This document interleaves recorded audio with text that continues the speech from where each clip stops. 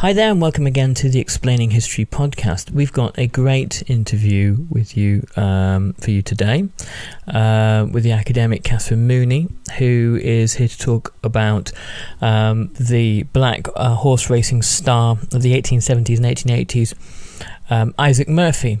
Perhaps the most famous horse rider of the Reconstruction Era, and one of the first black sporting stars. But his story is more complicated than that. His story exists within the context of the Reconstruction Era.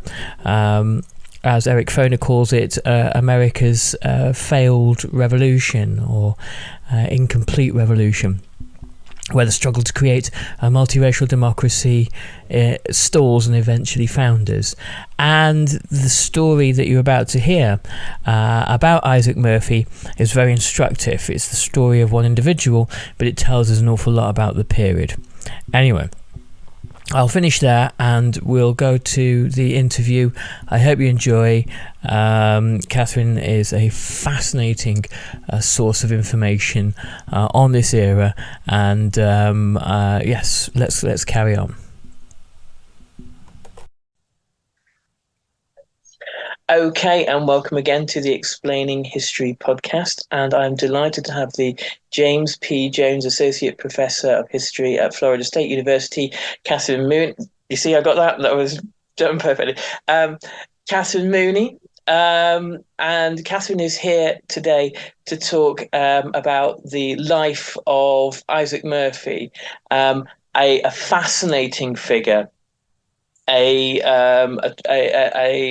exceptional black athlete, a jockey, who lived during the Reconstruction Era, whose life was really a kind of like a mirror of this moment of, this moment of kind of ideological conflict, this battle for ideas for the shape of post-slavery America. That emerged after the Civil War. So, without further ado, I'm going to welcome Katherine to the podcast. And Katherine, tell us firstly a bit about the life of Isaac Murphy, and then let's talk a bit about how the book came about and the significance of the research. Over to you.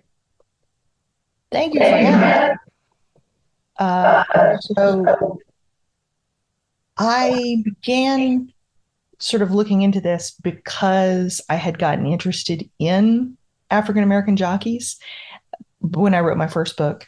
And once you discover Isaac Murphy, you kind of are, I think, inevitably drawn to him. And I should say I'm a racing fan, so I was drawn to him as an athlete and also as somebody who's interested in this period.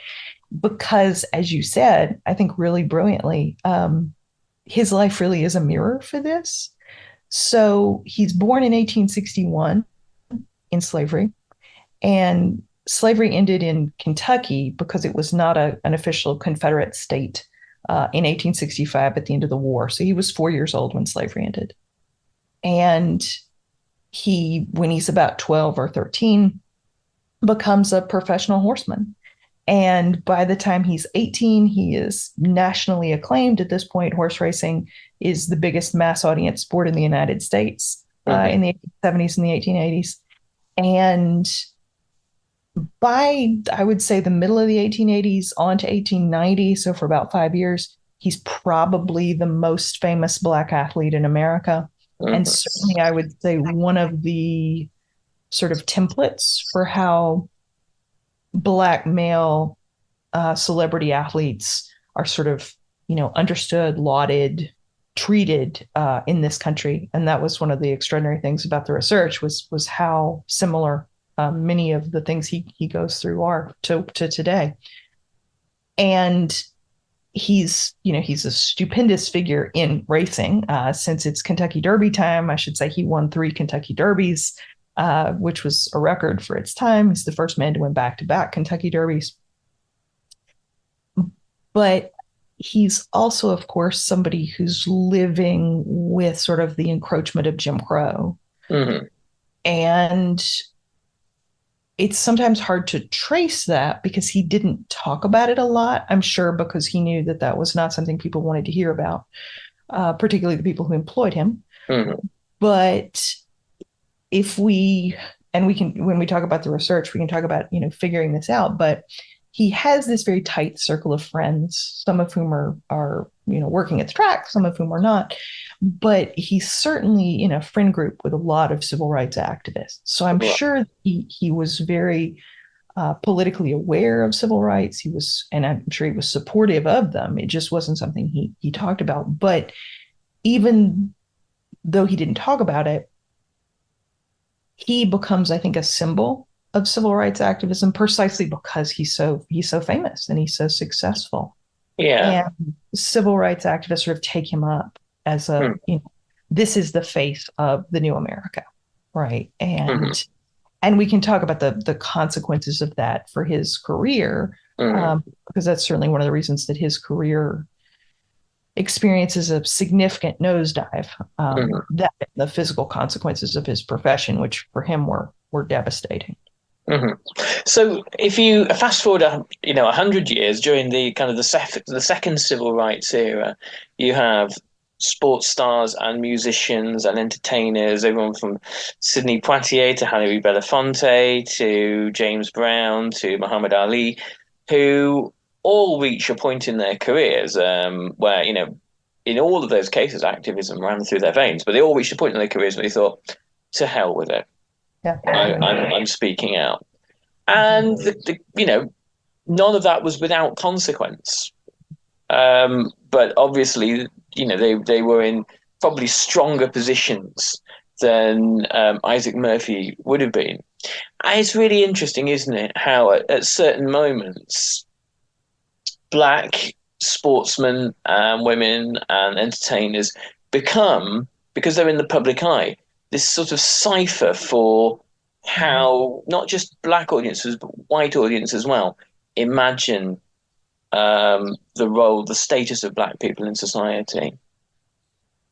And I think that's part of his position because he is, I think, and I think all those comparisons are so apt.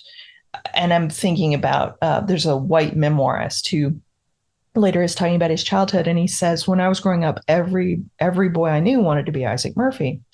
And I was talking to a friend of mine about it not that long ago, and I said, okay, well, that was in 1885. When do you think that was next the case? Do you think it was Jackie Robinson and Joe Louis? And he said, no, I think it was Bo Jackson and Michael Jordan. So I think it's 100 years later. Mm-hmm.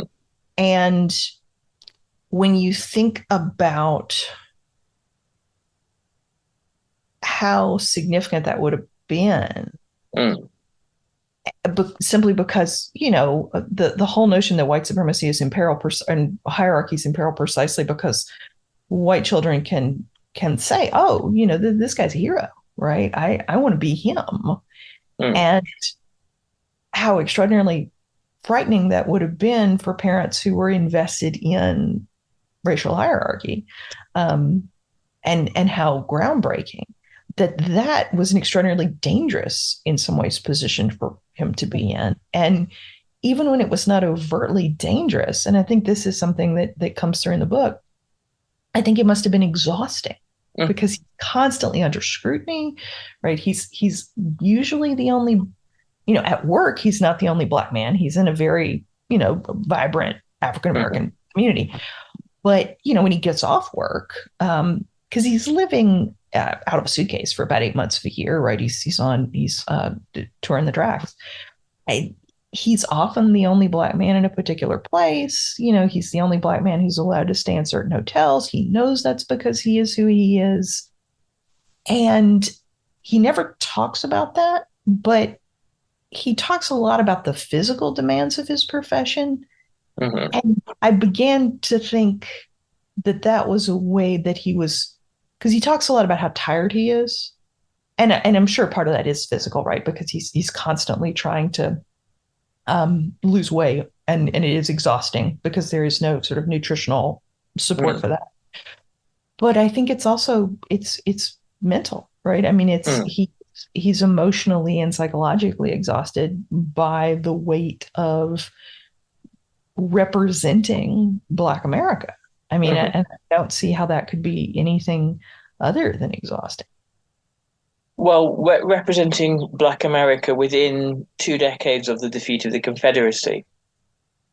Mm. And many people still in the former Confederate states don't recognize that as a legitimate loss at all, and see it look to wage war by other means. And by 1896 they kind of win. Horrible to say, but they win. And he lives through all that. I mean, Yeah. and I think the thing that was so interesting to me, thinking about specifically where he grew up and where he lived for his entire life, he lives in Lexington, Kentucky his whole life, that um, because Kentucky is a border state, because it's not officially in the Confederacy, but it is a slave Hmm. state, it doesn't have a lot of the sort of federal infrastructure that's imposed after the war to the degree that it's effectively imposed. And, that's a whole other kettle of fish. But Hmm. um, it really becomes this sort of site of this incredible amount of, yes, violence, like other places in the former Confederacy, but also um, legal attempts to sort of codify Jim Crow, and thinking about how close to him so many of those things were. So, U.S. versus Reese, which is the Supreme Court case that it's about poll taxes, and it establishes basically that if you've been if you've been uh, if your vote has been suppressed on Hmm. the basis of a poll tax, and they didn't nakedly say we're not letting you vote because you're Black, that doesn't violate the 15th Amendment, and it essentially is a permission slip for using poll taxes, right, Yeah. to suppress Black votes. And that happens literally in his neighborhood, right? It Hmm. happens in the neighborhood he grows up in when he's a teenager. When he's an adult, um, one of his friends actually is the attorney who represents a Black man in a Supreme Court case about whether, when there's been clear racial discrimination in jury selection, well, as long as they didn't say we're not having Black men on the jury because they're Black, Yeah. then there is no racial discrimination, right? So it's all these sort of ways in which the law comes in to sort of negate the effects of constitutional change after the Civil War.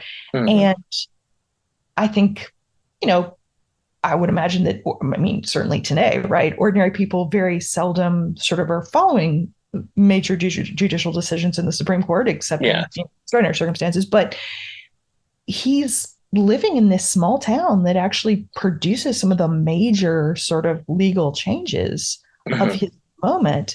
And so he really has a front row seat to them. And also that became a way that I was really interested in it, because we have more records about him because he's famous. And so it's this way to sort of look at this small place where people are having all of these debates and violent confrontations about these very specific but just incredibly important ways of structuring society based on race.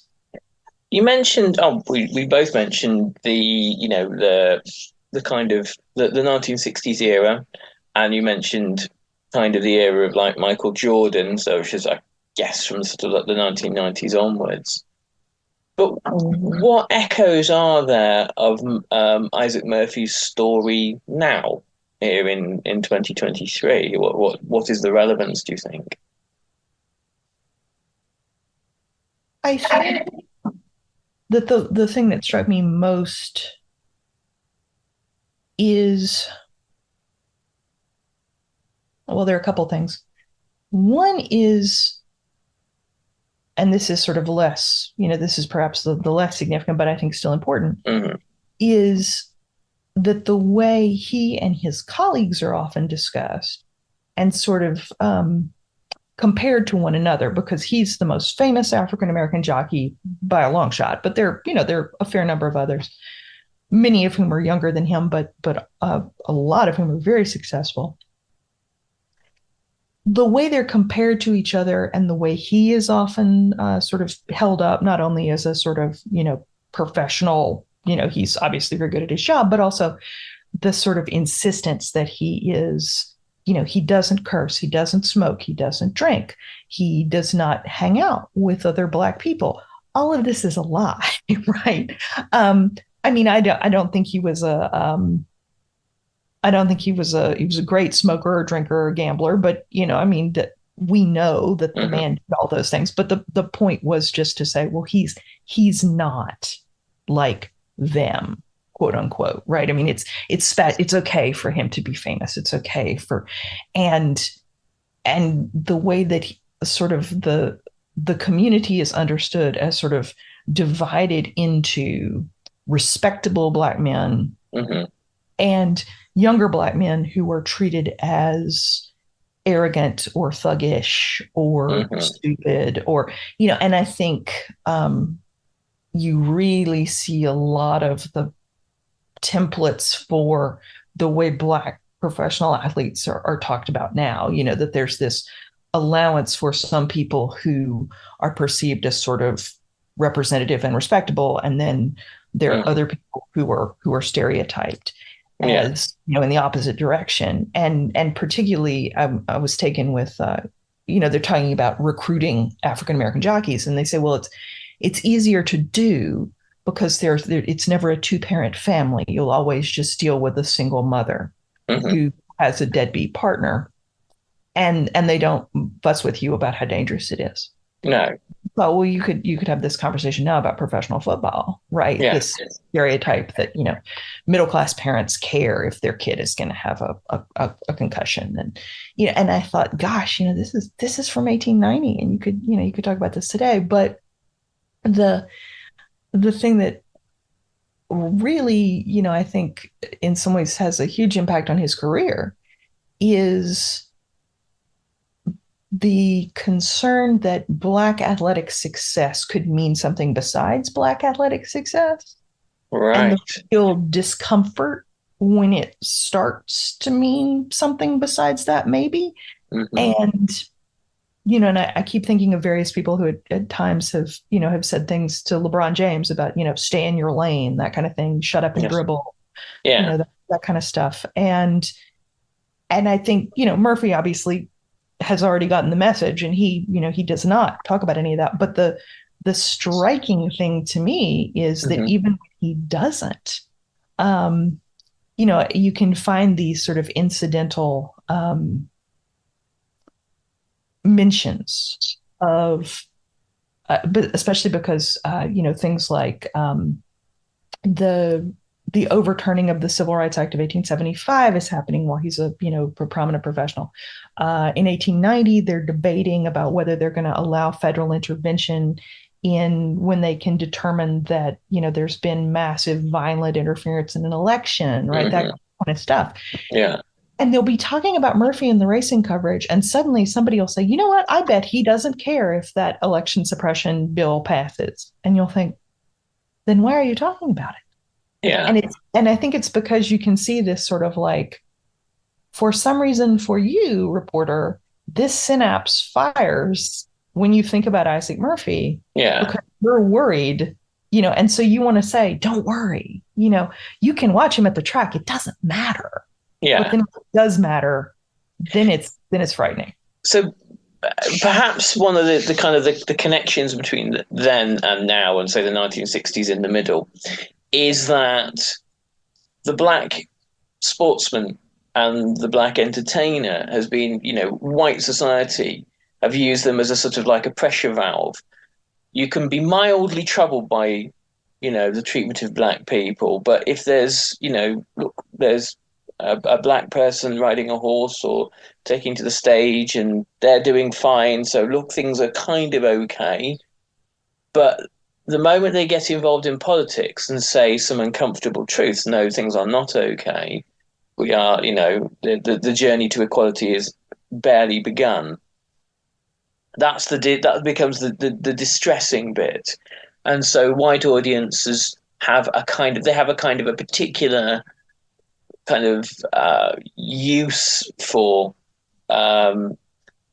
for prominent black figures to kind of give the lie that things are either things are okay or all that conflict is sort of over and you don't need to worry about that anymore. And you particularly don't need to worry that that black entertainer or that black sports person is going to say uncomfortable things. Oh yeah, I think that's very fair. And yeah. And I think one of the things that I learned learning about Murphy, and so I start, I worry about my own sort of, participation, is that when you talk about Murphy, you end up not talking about all these other people who are also, of course, black people who are working in the industry, sometimes with great success. And then when we sort of in the conversation with Murphy, when he dies in 1896, that one of the ways that people have sort of ended that conversation is, to hold him up, rightly so, because he's, one of the great sportsmen in the history of racing. And then sort of to end the story of African American horsemen and to say, gosh, Isaac Murphy died and then it was over, and to do that, and that was something I was really worried about doing. And even to say, gosh, racism is really part of why that happened, and this is really bad, is to erase the fact that there are all these people who stay in the sport who basically say, yeah, I refuse to be driven out. And those people, it's been 130 years. I mean, those people have now been in the sport for generations. And I worry about the degree to which sort of even speaking about Murphy as this sort of great figure, which he was, to some degree erases all those people who were around him and who came after him. And so I'm, in the book, I'm trying not to do that, but I think that's part of the process you're talking about, right? You tell this story and you say, gosh, this was really great. Let's not talk about any of this other stuff, right? Yeah. Well, if you take the example of the second civil rights era, one of the great thinking errors in particularly the way it's taught here in the UK is that the story begins kind of like after World War II, and it says these African Americans returned home from serving their country and they're all feeling rather empowered, and which is obviously an oversimplification in many ways.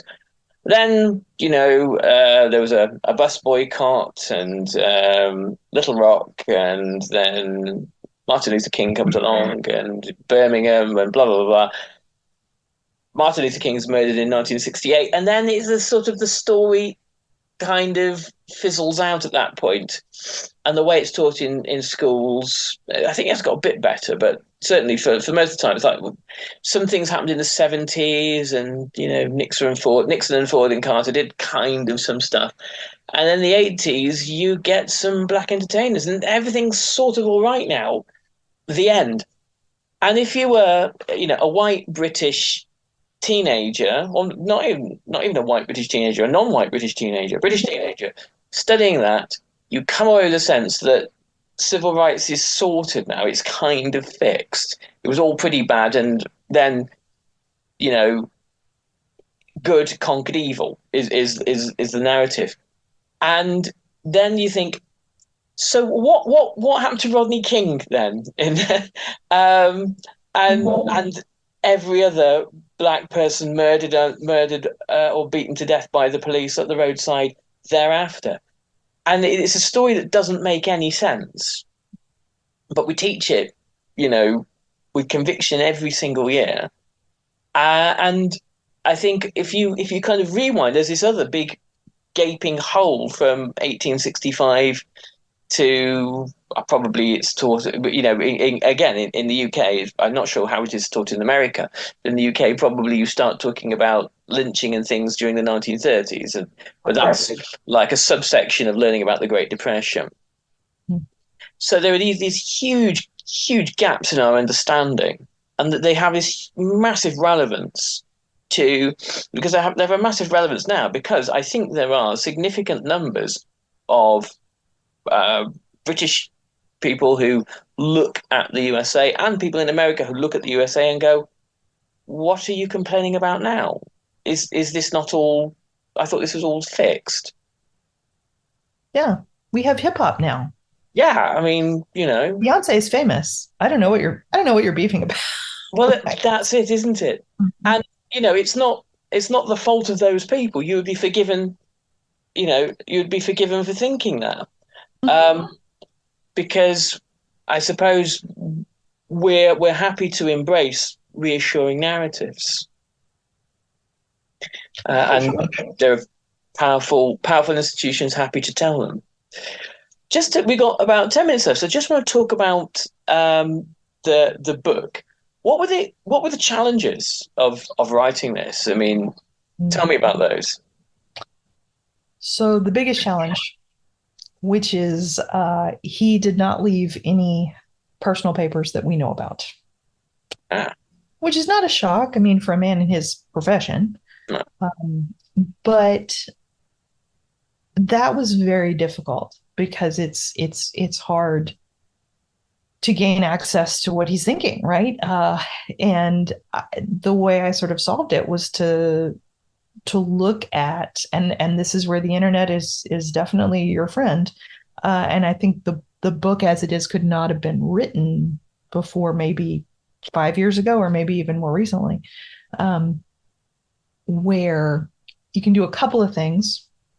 There are now um, much more easily searchable digital sources in government documents Hmm. that let you, if not recover things that he is directly saying, then certainly recover things that happened when he was a child. So the things that his mother, for instance, did when he was a child, because she is his surviving parent, she's the one who's very much participating in sort of institutions of Reconstruction, um, new government supported banks for formerly enslaved people, the pension infrastructure for veterans' widows, which is what she is. And you can sort of gain a sense of her as this very determined freed woman, and her determination for him, and that was very helpful. But the other, of course, great resource is newspapers.com, which allowed me to keyword search him, Hmm.